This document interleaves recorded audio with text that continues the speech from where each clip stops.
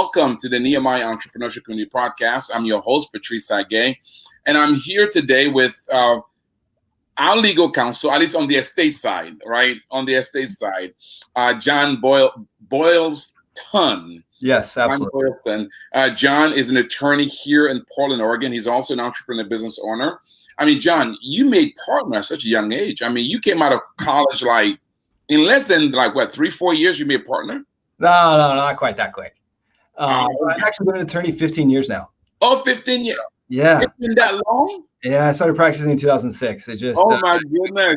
But yeah, I was at this firm a couple of years and then became an owner with my partner, Justin. Oh, okay, that's right. You were there. So you made partner there in a short period, but you were practicing way before. Yeah, I had practiced for 7 years before I joined this All firm. right. Well, thank you, John, for being with us. John is not only a good friend, and John and I were talking at his office when we were doing our estate planning, and we were talking about politics, one of my favorite topics.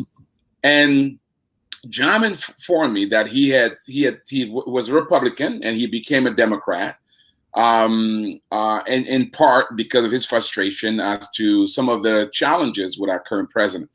And so I told John that we're going to be doing a series on faith, politics, and entrepreneurship.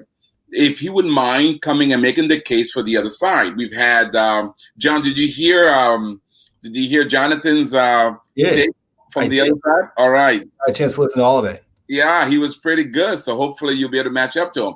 So Jonathan came in, and Jonathan made a good case for Donald Trump and the Republican Party. And today John is going to make a case for Biden, for the Democratic Party. And it's interesting because John used to be Republican, so it's good to have kind of his take. So John, first of all, one thing I know about you, similar to Jonathan, is that you both men of conviction and principles. That's what I want you guys in. And also you're a man of faith, you're an entrepreneur, and you're a job creator, so you understand all these things. So thank you for being here with us, and thank you for your willingness to kind of have this conversation, because we do want our audience to be able to hear and get different perspective, educate themselves as to why and how they should consider making the decision about the next election, which is, by the way, it's a week from Tuesday. So, John, before we get into the discussion today, a little about yourself. Unlike Jonathan, you've not written a book yet. Nope. You did run for office 1 year. I ran twice. I was unsuccessful once. I was successful the other time. So I ran in the primary in 2016 for a state representative seat here in Oregon. I lost.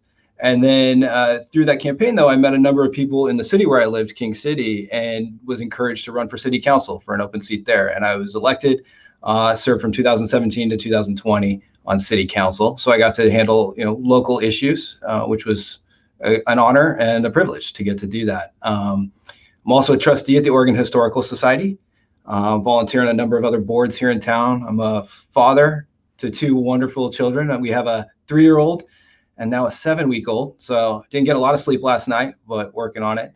And I'm a husband to Anna Lauren, an amazing woman who is incredibly supportive to me and just a blessing to everybody she meets. So that's a little about me. Yeah. And you got your law degree from? I went to USC Law School in Los Angeles and practiced law down there for a few years before I moved back home to Portland, where I grew up. Awesome. John, normally when people win an elected office, they kind of stay there on and on and on, but you kind of stopped. Any reason why you didn't keep going? In my situation, it was largely personal. We live in King City, but we're going to be moving to another city here shortly. And we're actually going to be doing it. I resigned in February before COVID became what it is now. Thought we'd be moving shortly. And then the move got delayed because of COVID. So ironically, I'm still in the city where I've already resigned from council. So it was going to be too much of an issue to try to get the seat back or write it out. And also knowing I'm not going to be living in that community for years to come, it makes sense to let somebody else come in and have the seat and make decisions for the long term of the city if I'm not going to be a resident there. Awesome. John, before we get into the national politics, let's talk about local a little bit, because most of our listeners and viewers are not from Oregon. Okay. and they do watch the issue of Portland in the news. Yeah. And everyone has a perspective about what's going on in Portland. Could you share, both as a citizen, a businessman of Portland, your business is actually downtown Portland, your office. Sure, we're in the suburbs. One of the close in suburbs. Also, you also were on the council. So give us a perspective for those watching and listening. Yeah. Give us in terms of the state of Portland. Is it as bad as it's portrayed through the national media? Is it better? What's your perspective as an entrepreneur, a retired city council member, and a citizen of Oregon? Yeah. So Portland, like most major metro areas, you've got your downtown core, and then you've got expanding downtown areas and areas of entrepreneurship around that, and then you get into the suburbs. In the suburbs, or even anywhere outside kind of a real, tight core in the city of Portland, it doesn't feel like anything's different. There's no protests or riots anywhere near my house. There's no vandalism. There's no destruction anywhere near my office. I don't feel unsafe in the city. The majority of the protests, and then when there are riots, the riots are in a relatively compact area of downtown. And there has been property destruction down there, and you'll see it. There's boarded up windows that they now turn into murals. Just a week ago, our Historical Society and History Museum, the windows were shattered, and they rioters threw flares into the building in an apparent attempt to burn down the History Museum. They did it on what they called the Indigenous Peoples' Day of Rage, sort of trying to co-opt Indigenous Peoples' Day. From what I last saw, the lead organizer of it was a known anarchist from Seattle, which I always ironically don't quite understand how anarchists can organize, but nevertheless they did. And this was an intentional effort to cause destruction and property damage. Now, here, their target could not have been more misplaced. The Historical Society has worked so hard for a long time to tell the true story of Oregon, the good, the bad, and the ugly. In 2019, the Historical Society put out a journal on the history of white supremacy in Oregon, sharing all of the dirty past and all the places where Oregon needs to atone and where it can improve. The Historical Society has worked incredibly hard and closely with the 9 federally recognized tribes here in Oregon to make sure that, to the extent the Historical Society gets to tell stories, we get to tell their story correctly the way they want it told through their words. They worked really hard with the tribes on the new Experience Oregon exhibit. So where most history exhibits in the US often started with the Mayflower, the Experience Oregon project now starts with the earlier story of Oregon and the original inhabitants of Oregon, to make sure that their story is understood and their place in the Oregon story is highlighted. So that destruction, that damage, it was heartbreaking, but then it also showed how much community support there is for the Historical Society. And so it's coming back. I think, at least the studies I've seen on the damage downtown and the loss of business due to the pandemic exceeds any loss in business due to the protesting and rioting. So the pandemic has been more damaging economically than the riots when there is rioting. So it's both better and worse. I mean, the images we see on TV of, riot police, tear gas, that is happening. But for most Portlanders, we're not going to be seeing it very often. You have to almost go seek it out. The Portland leadership have been criticized by the Trump government and many others around the nation for how it's handled this situation. As a citizen of Oregon and one whose business is nearby, fair the criticism or unfair? I would criticize the leadership of Portland, but for the opposite reason of the Trump administration. I don't think that the mayor has done enough to listen and to meet with the different groups involved and to try to find ways to understand what people are protesting and hear their message and seek reforms and truly seek to address their pain and their concerns and show empathy. And so whereas It seems like the president wants to see more police, more crackdowns, more police, hitting protesters. It seems like what he's saying. That I can't agree with by any means. I don't think that. How does more violence lead to peace and harmony in Portland? I don't. That doesn't even make sense to me. And then now we have to get into it publicly, or the national issues. President Trump has added Portland, Seattle, and New York City to a list of what he's officially called anarchist jurisdictions, and he's going to halt federal funding from the Department of Human Services to these cities because he doesn't like the way they're policing. The funding he is halting, a lot of it is for newborn screenings. It's for COVID relief efforts. It's for HIV treatment. So he is intentionally cutting funding to help that is meant to help the weakest, the most vulnerable in our society, because he's mad at the mayor of Portland. How is that action on his part going to achieve the ends he's trying to achieve? It just doesn't make sense to me. Good. So then in that case, then, because the mayor of Portland criticizes at least Trump or the federal government for not doing the very thing that you're saying, which is listening. But it seems like they themselves are victims of not doing the same thing. It's kind of strange. Well, I think it's fair. I think that the federal government's certainly not listening, but I think the mayor of Portland didn't do enough early enough. It didn't seem like there was any coalition building, at least that I saw. I think that, and I don't know why. And it's easy to be, I'm not the one trying to do it. I don't know if he's calling coalition leaders all the time to try to build rapport and hear them and reach some reforms that will address their concerns. He may well be, but it's not getting out there publicly, or it wasn't, at least from what I was seeing. It's also hard to know what's really happening in a city like Portland when the national news literally and figuratively trumps everything. Yeah. How hard is it for any local news to cut through and actually to know what's going on when everything is Trump all the time? Yeah, that's fair. Well, so let's talk about the national elections, which is coming up. First, you made a decision. You were a Republican. As a matter of fact, when I supported your candidacy, gave a little change. Thank you. You ran as a Republican in a very tough market for Republicans. Yeah. But you made a change. Why? So when I was running, I believed some things about Republican fiscal policy that I thought was understood and accepted, and it turned out to be largely false, or it didn't work out the way I thought it did. So part of it is a change of evidence. I have a different understanding of economics now than I did then, based on personal experience and watching what big companies are doing around the country and how tax reform does or doesn't stimulate job growth and boost the economy. So that's part of it. But more than anything else, it was the Republican Party's embrace of Trump.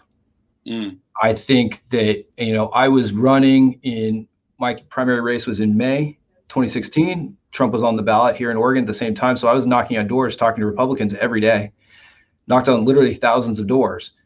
And it was amazing to me how often the people I would meet at the door, and these are all Republicans because it was a primary, they said they wanted to blow up the government, blow up DC, toss it out. That was what people felt. And that was the national mood among Republicans at that time. And a vote for Trump in their mind was doing that. It was tossing out the status quo. And in my opinion, they were willing to accept all of the consequences that come with that. They didn't have a solution or a plan for what it looks like on the other side once you've tossed out the status quo. And when Trump got into office, he proved that he doesn't have a plan either. When I first went to change my party was the weekend that Trump instituted the Muslim travel ban. I went online to change my registration that day, and Oregon's voter registration was down for repair that weekend, so I had to wait a few more weeks, actually. But it was the fact that he instituted the travel ban 6 days after he took office, January 27th, with absolutely no plan for how it was going to be implemented. My best friend is married to a Canadian woman. They had a child. They have 2 kids now. They live in DC, but they were on vacation in Vancouver, British Columbia. Now, she is Canadian, but her parents are Iranian and were fleeing Iran when she was born. She was born in Italy. They emigrated to Canada. So by Iranian law, she's an Iranian citizen because her parents are Iranian. Nothing she can do about it. She's never lived there. They were caught in Vancouver, BC, the weekend of the travel ban. He, a U.S. citizen, his daughter, a U.S. citizen, she, a green card holder. And Border Patrol could not tell them whether they were going to be allowed back into the U.S. because the travel ban went into effect on a Friday. They were madly calling various embassies and consulates, and they have political connections because of what they do in D.C. At one point, they talked to Border Patrol in Vancouver, and Border Patrol told them, well, when you guys find out whether we're allowed to let you in, would you let us know? Wow. They were better connected than the Border Patrol agents they were talking to.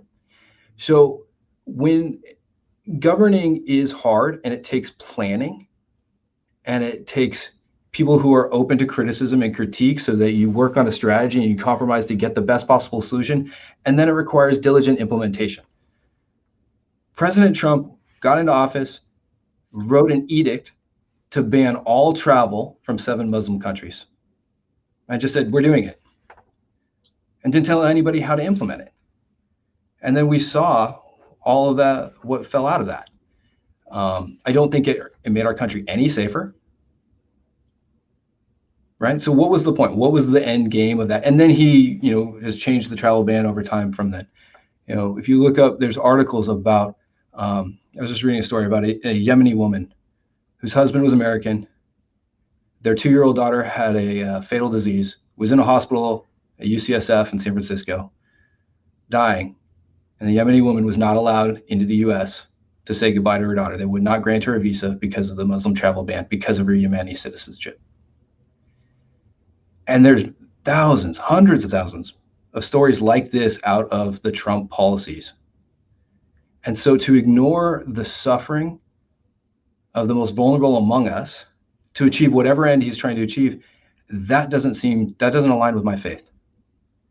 I understand. So, another area this comes up, the Muslim ban, immigration in general is a thing, right? He wants to stop illegal immigration. Understood. I can understand that policy stance. But don't we need to do it humanely? Right? The child separation, right? We're aware of thousands of children who are separated from their family. And before the official policy went into effect, there was a pilot program where they separated 1,000 kids.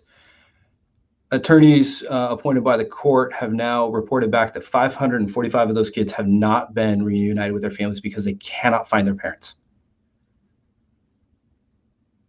There's 545 orphan children in the U.S. who were taken away from their parents, and their parents were sent home, deported. U.S. government didn't do enough due diligence to get contact information for the parents or have some way or plan for reconnecting them. They separated them without the plan to reconnect because they didn't care. And this is directly from Trump's administration. John Kelly, as chief of staff at the time, said they were doing this as a deterrent. That's even worse. They didn't do it because they were going to stop these specific families from immigrating to the U.S. They already had captured them. They could just deport them together as a family. They caught them, separated them, so that then they could tell other families in Guatemala, Honduras, wherever these individuals are coming from, that if you come here, we will separate you from your kids.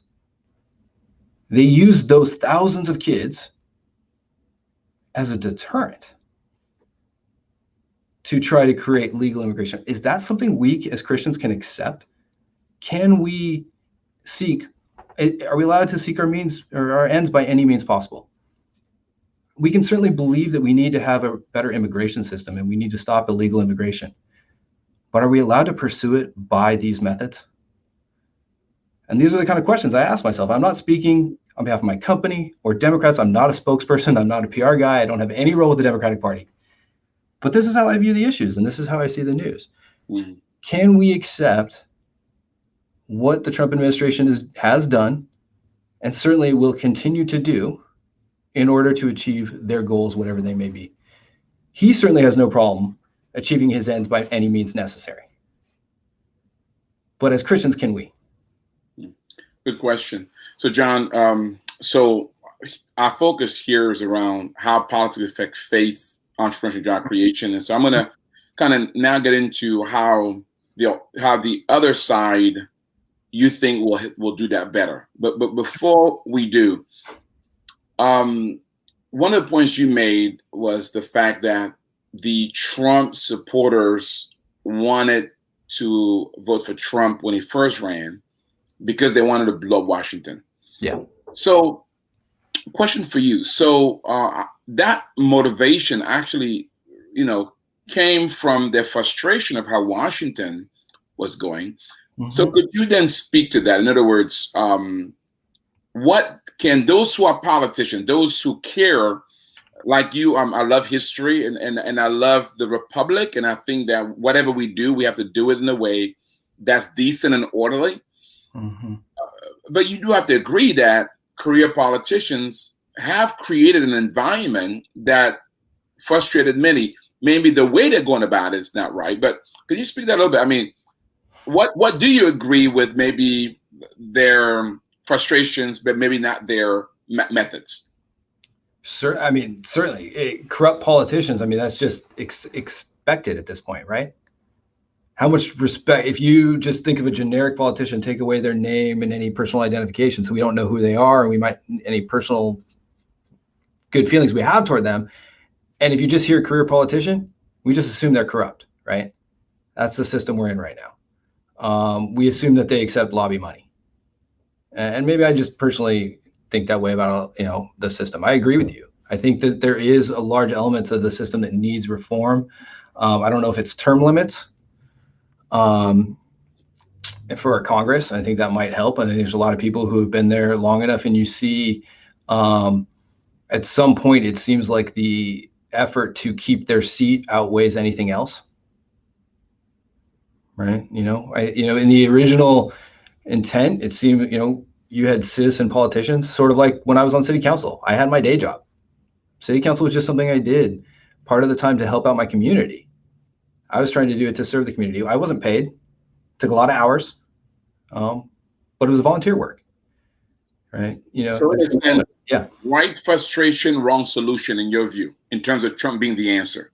Yeah, well, and if you want to, this is very much, I think, like the Tea Party movement in 2010. Mm-hmm. They want to burn the house down, but they don't have a plan to build the new one up. Mm. If you want to destroy a system, you have to at least believe the system should exist, and you should have a way to reform it or have a plan in place. What I see right now from Republicans, starting with the Tea Party, is they want to, they fundamentally believe government doesn't exist, and then they will seek to prove that point by being in government and making sure that it doesn't work, right? They think big government is awful, government can't solve any problem. So then they get into office and they prove that governments can't solve problems because they're not even trying. Let's take us back to our founders. Okay. They set out to kind of undo England's rule in the new territory. Sure. But to your point, they had a plan for a new form of government. Mm-hmm. So what lessons can we learn from our founding fathers as those who feel as though we now look more like England than we do like the thing that our founding fathers set out to establish? I don't know that we look more like England. I think if I were to define America right now, it's kind of we're a crony capitalist system. There's capitalism, but it most advantages those with the most connections. And the biggest players get all the rewards. Something like an oligarchy. You look at some of these massive companies, executive pay across the board has far exceeded average salaries. We're not talking about executives making 10 times or 20 times their employees now. We're talking about it being much more than that. So those are the top are winning in our system more than anywhere else. And I'm part of that. I am one of the ones who get to take advantage of it. I'm doing great. My life is great. My family is great. We own a house. I'm an owner of a company. But I also had a lot of opportunities along the way as a privilege of my upbringing and a family that helped me out. I didn't have to pay for my college or law school. I got some scholarships, but my family paid for it. That's a huge blessing and an advantage that I had that many other people don't have.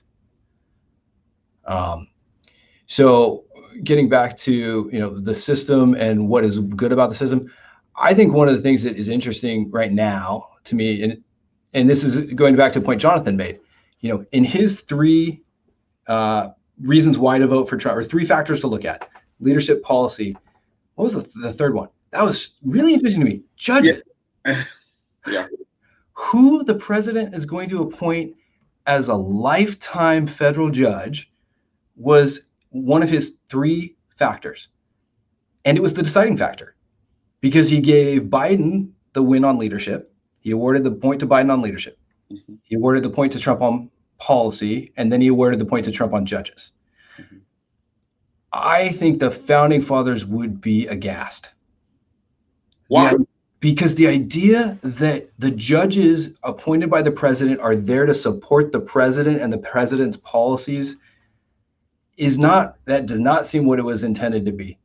I think the idea was you're appointing judges who are going to be fair judges and call balls and strikes, so to speak, without any predilection for one party or another. We all talk about the court now. Amy Coney Barrett's probably being confirmed right now as we're talking.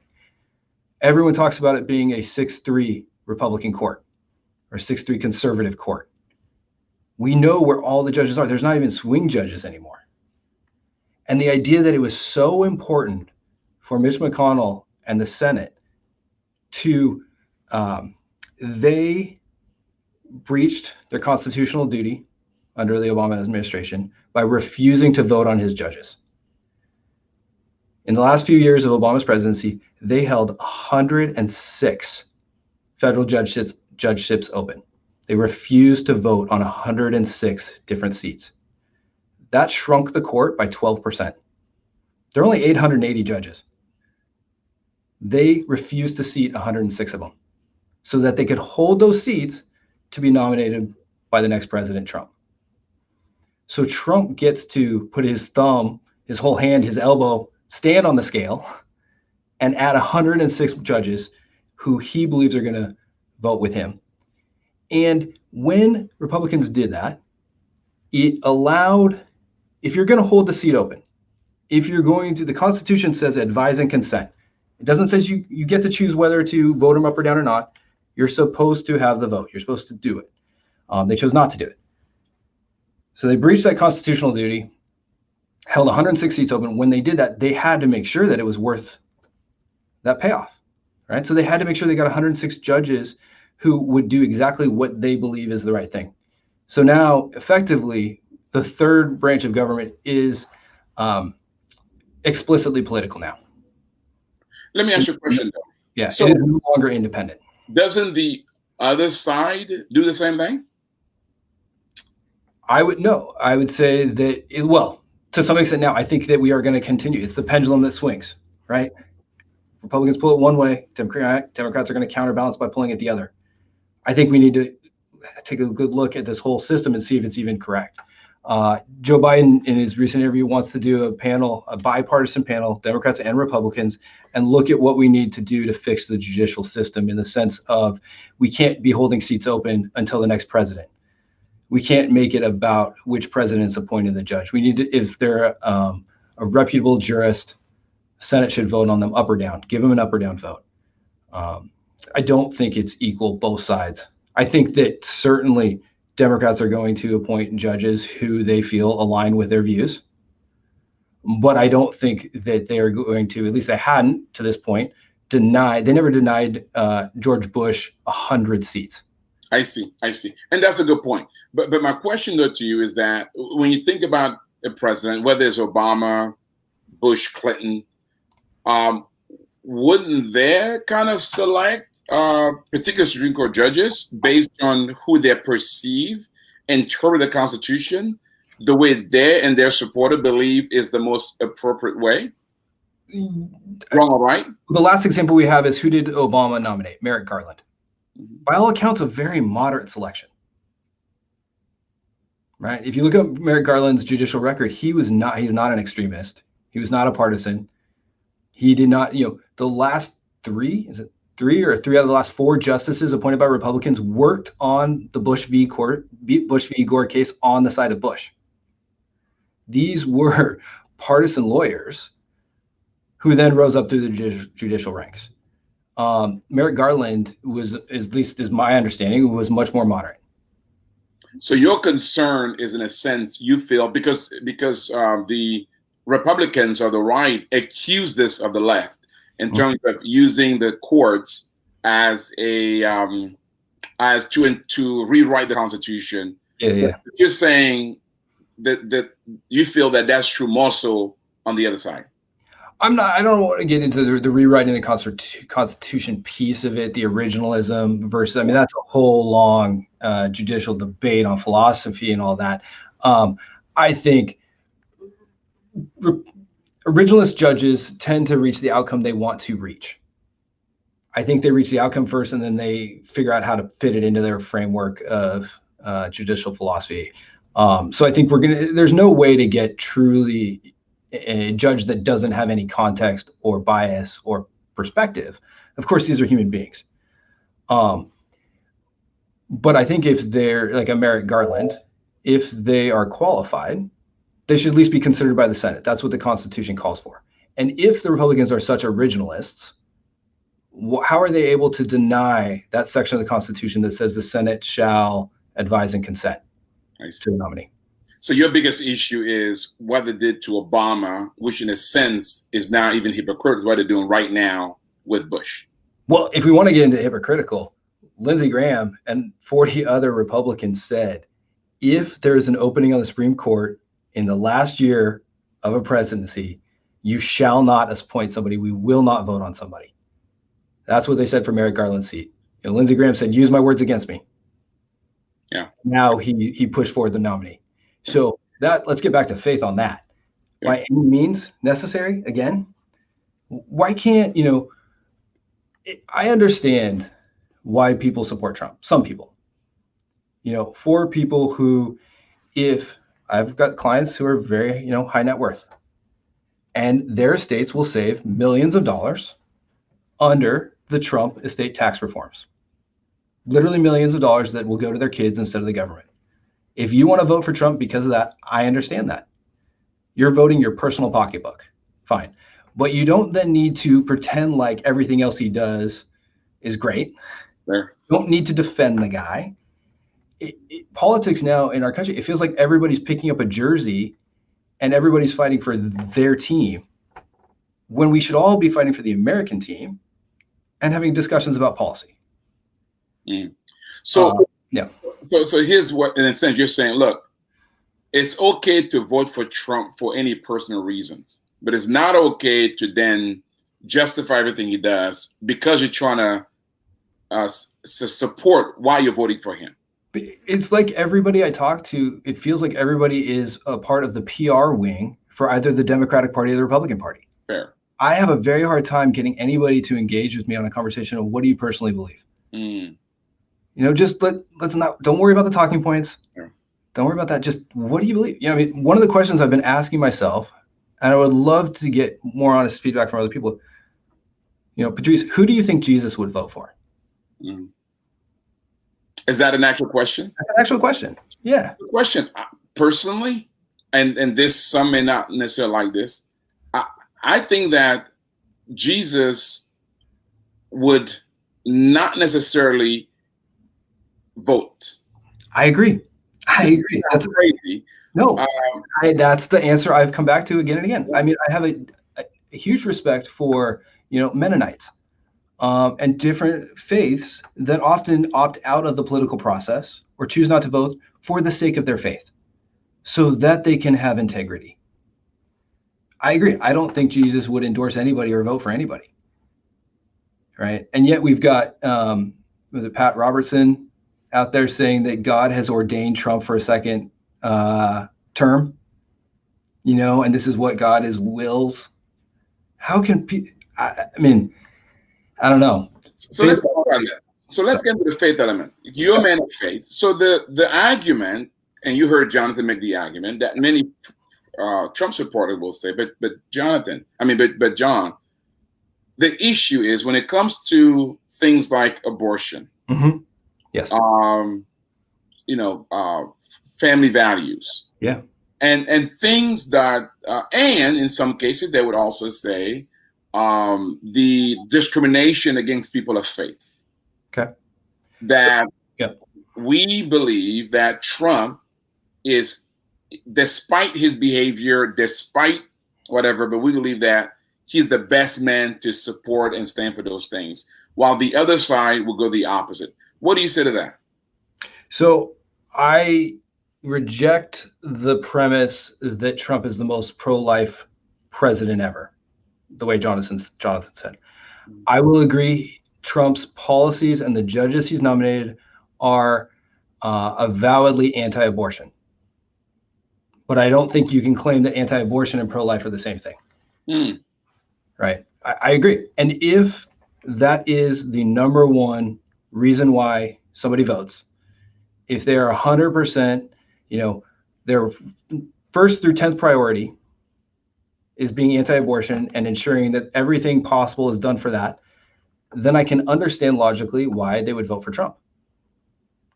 But they do have to accept all of his anti-life policies and actions with it, right? So the child separation, his healthcare plan or lack thereof, he and Republicans have been railing against the Affordable Care Act since 2010. Trump was elected in 2016. Patrice, what's his healthcare plan? He would say that he's written a lot of, whatever the president does, a lot executive of orders. Executive orders. No. So he has no published plan. There is not a well thought. If you ask in the interviews, he says over and over again, I'm going to have healthcare will be cheaper and better under me. Fantastic. Let's do it. But how? Show me the how. And that's what he does. I mean, I don't trust his word. He lies about the big things and the little things, right? On tax policy, when he was running for office, he said he was going to raise taxes on the wealthy. He would pay a lot more in taxes under his plan than he did today. That's what he said in 2016, over and over again in his rallies. I'm going to raise taxes on the wealthy. I'm going to be paying more taxes. When his tax bill came out, it absolutely did not raise taxes on the wealthy. Right? So I don't believe that he has a healthcare plan, even if he says he has one. He hasn't published it. He said in the interview that was aired last night with Leslie Stahl, it'll come out after we repeal Obamacare. So again, he wants to destroy the current system, but won't tell anybody what the plan is to replace it or how it's going to improve lives. They just want to cut. He wants to cut the Affordable Care Act, and then he's got nothing to replace it. He says he's going to protect pre-existing conditions. They haven't proposed any legislation that would preserve the obligation of insurance companies to insure people with a pre-existing condition. That's an easy bill to write. They could have written it into their repeal legislation. They haven't. They just want to repeal. They don't want to replace. What if they said, but John, you don't understand. We have the Speaker of the House on the other side who checks us every time we try to do anything that we believe is good and right. What bill? I don't think there has been a whole lot of proposals there, especially not on healthcare. I have not seen a healthcare bill passed by Republicans. The one attempt, remember, Republican John McCain voted it down, and that was a full repeal because there was nothing to replace it yet. That was his whole perspective. John McCain was being responsible in that instance. You can't tear down the system until you have something to replace it. So from your perspective, you believe that when we look at the issues of life and the things and religious freedom, you believe that we have to look at it from a more holistic perspective versus one single issues. Absolutely. I think we need, yes, absolutely. On the life in particular, and, healthcare, protecting people with pre-existing conditions, helping the homeless. right? Getting back to economy and job creation and what we talk about, your organization and entrepreneurship. When we talk about the economy, so much of the country focuses on two numbers, the stock market and the current unemployment claims. How often do we talk about the number of people in poverty, right? During the pandemic, an additional 8 million people have slipped below the poverty line. How often do we focus on solutions for homelessness? Right? That's the economy too. Yeah. That's life, right? Let's focus on those that are suffering the most in our country. If we're going to be pro-life, let's try to help them as part of the platform. So with that, so one of the concerns that those on the right point out is that there's a very strong activism on the left to do away with any legitimate sense of God and faith in our public square. And so Trump is slowing that down. Are you at all concerned? First, do you agree? And second, are you concerned as a man of faith that the Democratic Party or even the left is being accused of this? I mean, I know that they're being accused of it. I can only speak from my personal experience. I've never been persecuted for my faith.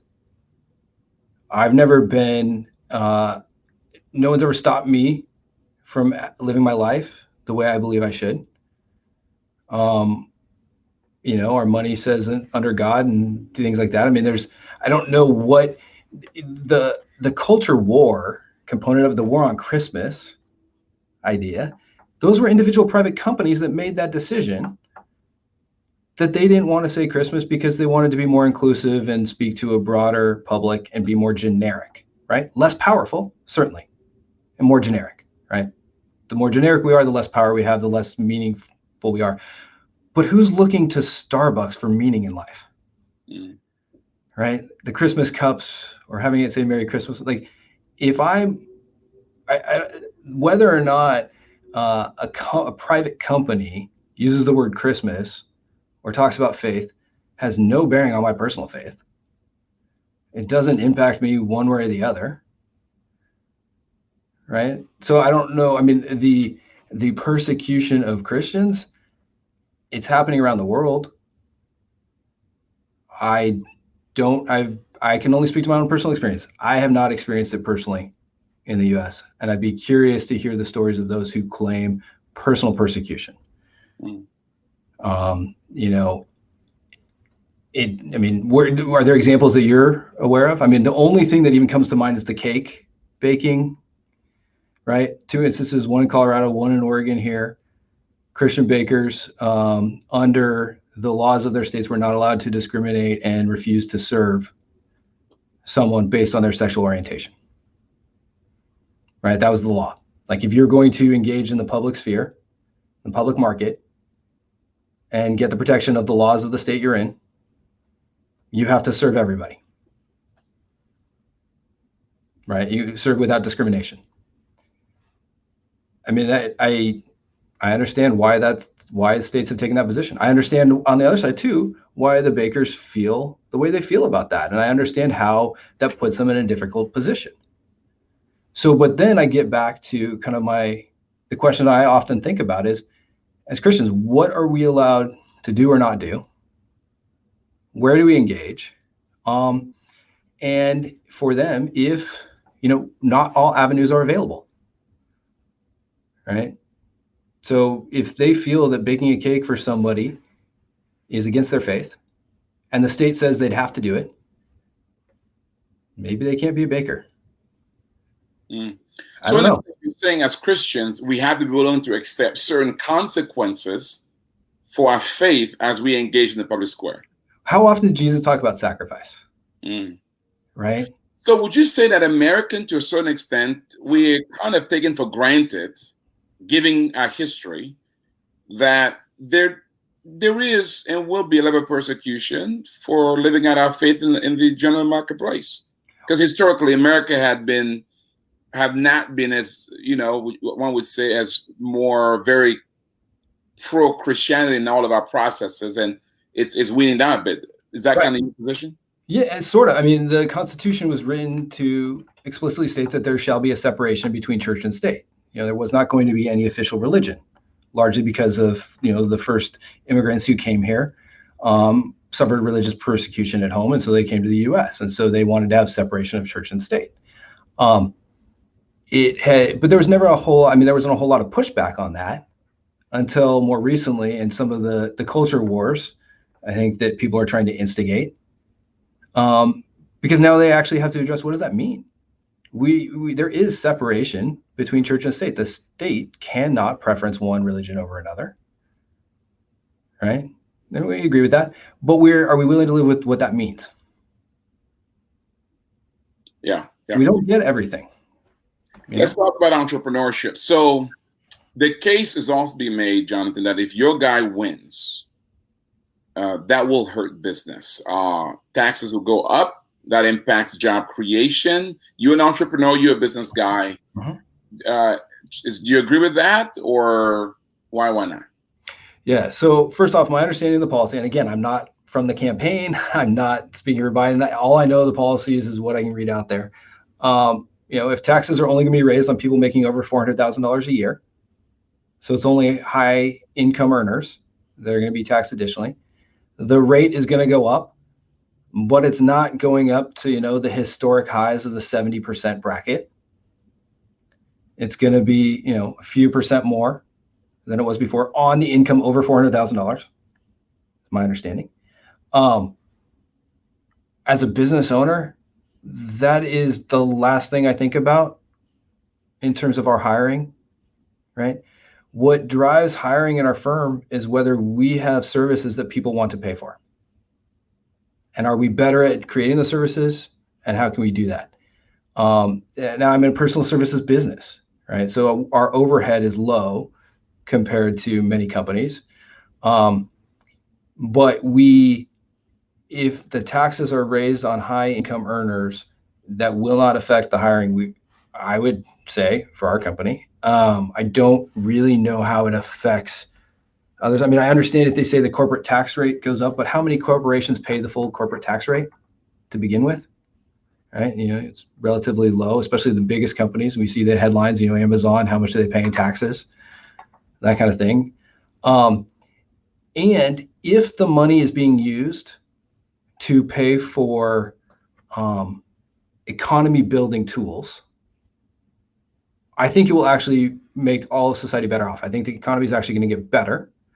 I was looking, Moody's, an independent analyst, evaluated Biden's plan and actually thinks he'll grow the economy by about $1 trillion over his 4 years if his policies are being implemented. And because the reason is part of that money is going to go to pay for education. Part of it is his plans for universal pre-K. Right? As a business owner, I look at what are the resources we have, what is being underutilized, where are opportunities for growth? In the US right now, where are opportunities for growth in the employment market and in the economy as a whole? Increasing wages for women, closing the pay gap, that's a place for growth. Those that are in poverty, poor people, there's a ton of economic growth available if we can get them all fully employed at good jobs and good wages. How do we do that? Education. And the other aspect of it is how many people are home right now because they are having to serve as caregivers for elderly folks or because they're taking care of their children, right? A suburban woman in Wisconsin was written about in NPR this morning.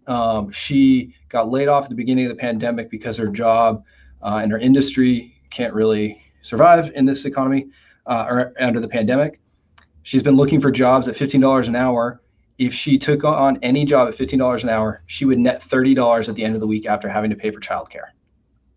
So if a tax increase pays for childcare, then you've employed the childcare caregiver and you're allowing that parent to go work.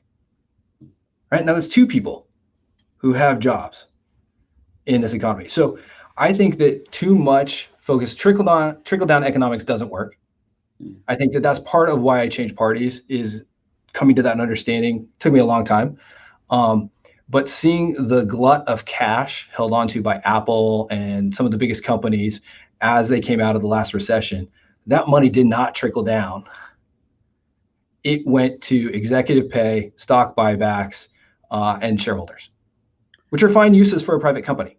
Yeah. But if you give a big company an extra $100,000, how much of that do they turn around and use to pay employees? If you believe in a free market, then employees are hired and paid based on the lowest wage you can possibly pay them to get them to come work for you. Right? That's how free market works. It's competition, but it's competition to the bottom price.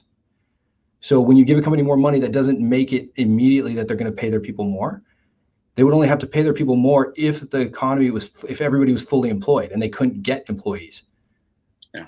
We have underemployment. So there's always more employees to be had. So I just disagree on the economics, the data of it, if you will.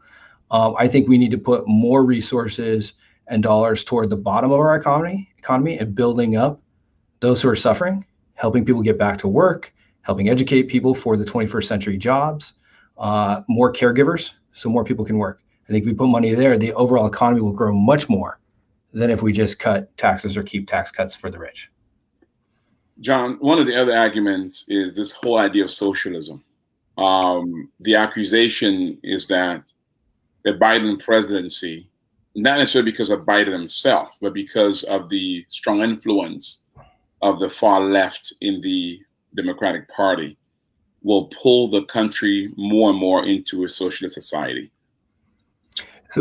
So on that point, I mean, I think that Republicans, and even Jonathan, to an extent, your last guest, somewhat conflate the individual with the party. And the U.S. is not a parliamentary system. We don't vote for the party, we vote for the person. Right? When you're pulling the lever for Donald Trump, you are picking him, you're endorsing him and saying, I'm willing to accept all the bad because of whatever good I'm going to get from it. At the same time, if you're voting for Joe Biden, you're voting for Joe Biden. He went through a primary of 20 candidates, and he was overwhelmingly the one selected. So the Democratic Party, while the Republicans might say they're socialist and all incredibly left-leaning, the Democratic Party picked their most moderate candidate to represent them.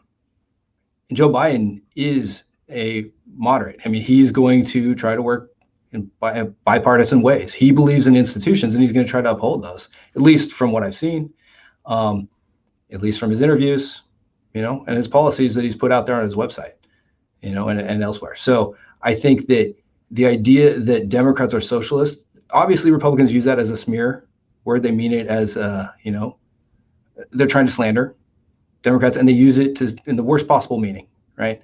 Socialism is horrible and you're socialist. Is Joe Biden that way? I mean, he's not. What is he doing that is socialist?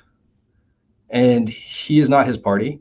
We elect the person in the U.S. So I think people who say, I'm going to vote for Trump just because I'm voting for the Republicans, fine, but accept it and understand the bargain you're making. Now, you made a comment earlier about the idea of the crony capitalism. And yeah, thank you, Jonathan, for your time today. And we're going to few questions and we bring it to wrap here. One of the accusation that some may have for Biden is some of the things that have come about his son and how he's taken advantage of his father's position. Yeah. So from your vantage point, I mean, Trump is accused for character and it's what he's done. And is that fair game, you feel, for Chris to feel that? I think it's fair to critique Hunter Biden and a system that gave him a board seat if he didn't earn it by merit. Right? He got a board seat in a Turkish company. Is that right? Or Iranian company, Burisma? Yeah, you're right. Yeah. Actually, one in Ukraine and potentially one in China. Company. Sorry, that's right. I mean, so he gets a board seat on a Ukrainian company because of his connections. That is crony capitalism. I don't think it's right. I don't know what legislation you could do to stop it, especially something that could have jurisdiction in Ukraine. Right? I don't know how we stop that there. We could certainly stop it here. We could limit who can serve on board seats in the U.S. I mean, you look through companies, all U.S. companies, you look through their board of directors, guarantee a lot of those people aren't being selected for their merit because they've got great ideas on how to better run the operations of the company, right? You look at the board of directors and a lot of it, it's somebody's just giving their endorsement and they're getting paid to be a director because of who they are in their career, right? And that's fine. I mean, it's private companies choosing to spend their money that way. It's effectively marketing, right? But when it's because they're a politician, I think after office, I mean, the number of politicians who leave office and then join boards of directors, very high, and they get paid a lot of money to do it, right? Is it right? I don't know. It's a private company. Private companies can, I think, choose to pay how they want to pay. If there is any interference with the governing of the country or any direct link, if there is a direct link between Hunter Biden getting that job and there's evidence that the FBI proves that showed that Joe Biden did something because Hunter got the board, there's a quid pro quo there, yeah, prosecute it. But if there isn't, then he got a board seat because of his name, which is wrong. I think it's gross. But I think it's also happening everywhere else in the country right now. So if we're going to talk about families using their connections, the Trump administration collecting fees for his hotels from the Secret Service and foreign dignitaries, I think that's also wrong. Mm. So let's look at it on both sides. Well, John, thank you so much, man. And I asked Jonathan this question: why aren't more people like you? I mean, I want to see. I'm a minister. I'm a business coach, and I'm a promoter of biblical values in the public square.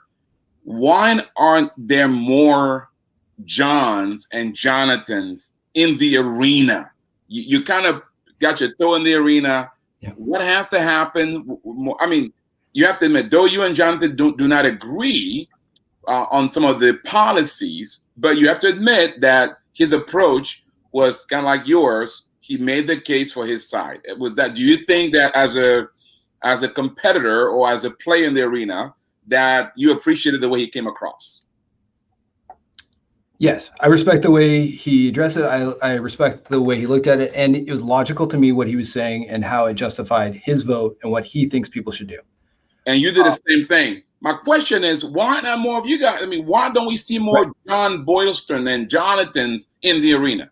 For me, I think it goes back to the initial kind of the big meta question I asked you. Who would Jesus vote for? Would Jesus engage in politics? I mean, I've wondered this for a long time. There's so many evangelical pastors in the country who are Republican and endorse Republican candidates, campaign for them, support them. There does not seem to be the same number of evangelical pastors on the Democratic side. Right? And I keep wondering, where are they? What are they doing? And as I've tried to wrestle with that question, I think some of them don't believe in engaging in politics. I think they think that it would damage their faith and require them to compromise in a way that doesn't, it's not consistent with their values, right? You have to, in politics is compromise. And depending on the nature of our faith, there's certain compromises that can't be made. And I think I respect people who stay out of the political spectrum or arena because they don't want to compromise their own faith. I have immense respect for that because I understand the pull and because I am in both worlds. Right, I am doing it, and it's because I've arrived at a point in my faith where I can talk about these things. But I'm also not running for office right now. Again, I probably won't for a while because of where I've seen the parties go and what I know, the positions I know that I would need to take in order to get elected as a candidate from either party. I just can't be consistent and have integrity and speak about what I believe and get elected right now. I don't think there's appetite for somebody who has some moderate views, who isn't all Republican, all Democrat. I have some views from both sides. And, So John, make your final case. So the elections is in a week from tomorrow. Yep. Our viewers and listeners are concerned about faith, entrepreneurship, and job creation. Why should they vote for Biden? How will that help them in those areas? The president of the United States is more than anything else a leader. I think that leadership component that Jonathan identified is the number one factor to consider with a presidential candidate. More than at any other time in my life, with the COVID pandemic, we need a leader. We need somebody out there articulating a plan, encouraging the country, encouraging us to work together for the common good, helping the least among us, helping those who are suffering and vulnerable, and making sure that we can all get through this together. And I think Joe Biden is at least trying to do that. I've seen no effort from President Trump. I don't know what his plan is on the pandemic other than to write it out. He won't even tell people to wear masks. Whether you think the science 100% supports it or not, if you think there's any waffling, what is the damage, right? All the studies that I've read suggest that if we had 95% people wearing masks through February, we'd save 100,000 plus American lives in the next few months. It's not over yet. We haven't lost to the virus. We can still, if we all collectively acted together in the next month or two, we could change the trajectory, at least for the near term in the country, until a vaccine is ready. Joe Biden wants to provide that leadership. He's trying to provide that leadership. He will try to get us all act together for the common good. Donald Trump doesn't seem to care about the common good. He doesn't seem to have a plan, and he doesn't seem to be, in my opinion, he's not a leader. And actually, Jonathan, your other guest, agreed. So on that point, we do agree. And I think that we need to vote for a person and a leader. We can't compromise our faith. And that's why I'd vote for Biden. All right. Now we do have also international viewers and those who listen to our podcast. And though they cannot vote nor contribute to American politics, but they can pray for America. And as you know, what happens in America has a direct and indirect impact on the rest of the world. Why is Biden best for our friends around the world? Because you can at least believe him. I think he honors his word, or at least tries to. I don't think he intentionally lies and misrepresents things. Donald Trump won't even keep basic agreements. He had a rally in Duluth, Minnesota. He agreed to abide by their rules of keeping his gathering to 250 people or less. He had 250,000 people show up. That was a week or two ago. He does not keep his word. He said he was going to have a tax plan that would cut taxes on the wealthy. He didn't, or that would raise taxes on the wealthy. He didn't. He cut taxes. He said Mexico was going to pay for the wall. Well, it's not. I mean, even some of these, we knew they were not going to happen when he said it, but he keeps saying it. If you're around the world, how do you engage in diplomacy with someone who, when you cannot trust their word or even think they're trying to be honest? Biden makes mistakes. He misstates things. Absolutely. But I at least think he's trying to be honest. Wow. Well said. Well, John, thank you so much for that. John, we always like to close with encouraging our entrepreneurs. They've had COVID-19, the social unrest in the United States, the fires on the West Coast, economy challenges around the world. And what as an entrepreneur yourself, and you've had to bear through too, as you look at keeping your people employed and your company going. Yeah. How would you encourage them to press on? I mean, we just have to have faith, right? I mean, I think I look outside my window right now. It's a beautiful fall day. It's a blue sky, Portland, Oregon. An anarchist jurisdiction, apparently. But at least for the moment, it looks beautiful out there. It's calm. I think that the American spirit is strong. I think that even if our national leaders won't call for us to work together, we can band together as communities to support each other, create safety nets for each other. And as we do that, I think the economy will survive. I mean, it's amazing. I think the American spirit is amazing. I think that we can do this. And what is getting in the way of our success right now is that we have leaders who are dividing us into two camps. Right? Imagine if Republicans and Democrats agreed on how to handle this pandemic right now. What if we were all unified and said, yep, we're going to do this together. Here's the plan for the sake of the country. Wouldn't that be nice? And that's what we normally did in wartime in America. That's what we did at 9/11. Yeah. Right? Yeah. The support for George W. Bush, wasn't it something like 80% approval rating in the weeks right after? That means more than a majority of Democrats supported him for that period of time because of the way he stood up as a leader for the country. And decisions were made after that people disagree with. But at least in the immediate aftermath, there was a universal, we're all in this together. It actually saved his presidency, because if you remember, before 9/11, he was getting a lot of criticism. He rose as a leader, and that really saved his presidency. Yeah, the 2000 market crash, the first tech bubble bursting. Yeah. John, thank you so much, my friend. Listen, keep running for office. We need more Johns in the public square. My prayer is that God will raise up on all three sides, independents, Republicans, and Democrats, people of faith and conviction, that love the country and that love free enterprise, and that are willing to make decisions and actions that protect God's people, advances his will, and preserve our nation. This is a great republic, and we should be working to preserve it. Absolutely. Thank you so much, my friend. Thank you so much. Listen, hey, if you enjoy this podcast, we want you to share it. Share it with your friends, share it with your family on your social media, share it.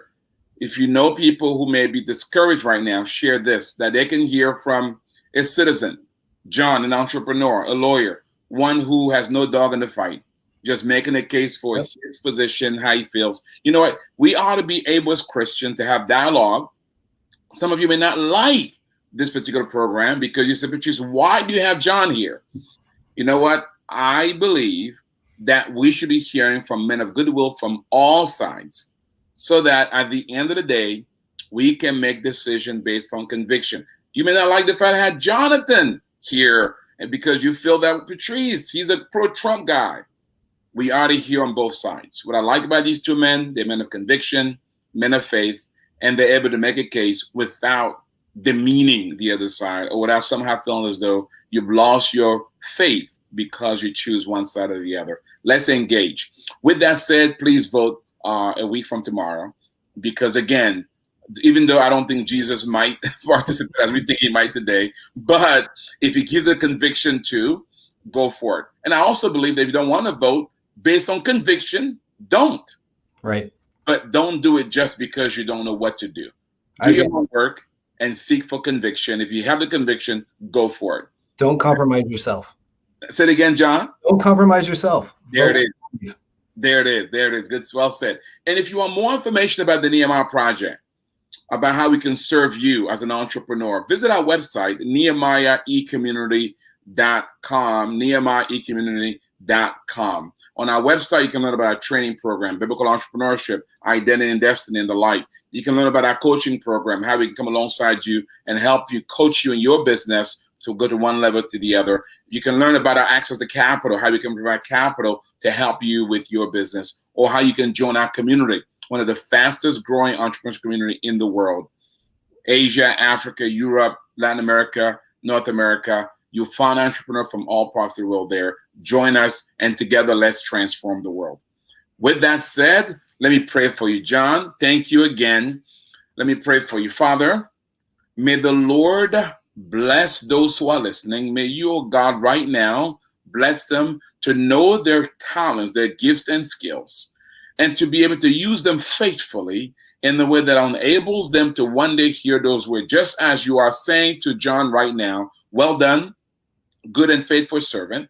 You've been faithful over a few things. I'll make you ruler over much. God bless you. John, thank you. You were good, man. You have to come back. Thanks, Patrice. I'd be happy to. It's been my pleasure. Thank you, guys. Enjoy.